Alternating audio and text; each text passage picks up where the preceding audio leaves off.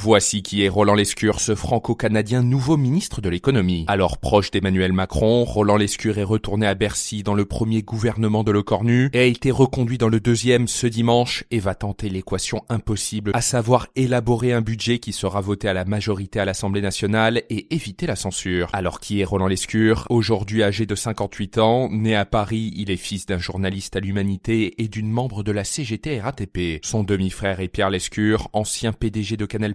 Il est diplômé de Polytechnique, l'École nationale de statistique et de la London School of Economics. Il a tout d'abord démarré sa carrière dans la finance. En 2005, il était même directeur général de Natixis Asset Management, puis directeur général adjoint et directeur des gestions de Groupama. Se définissant comme un centre-gauche pragmatique, en 2006, il rejoint le Parti socialiste au moment où Dominique Strauss-Kahn se présente à la primaire socialiste. En 2009, il est numéro 2 de la Caisse de dépôt et placement du Québec, où il en a profité pour prendre la nationalité canadienne, accompagné d'un salaire de l'ordre du million d'euros. Ses premières fonctions en Macronie remontent à 2017, où il est élu député des Français d'Amérique du Nord et préside la commission des affaires économiques. Il entre dans le gouvernement d'Elisabeth Borne en juillet 2022 comme ministre délégué chargé de l'industrie. Son portefeuille est ensuite élargi à l'énergie au sein du gouvernement de Gabriel Attal. Il a également été élu vice-président de l'Assemblée nationale en 2024 et il occupe désormais depuis ce 12 octobre 2025 le poste de ministre de l'économie, des finances et de la souveraineté industrielle, énergétique et numérique. Parmi ses principales prises de parole, il considère l'accord entre les États-Unis et l'Union européenne sur les tarifs douaniers comme un aveu de faiblesse historique. Il est également opposé à la taxe Zuckman et Roland Lescure est en faveur de la légalisation du cannabis.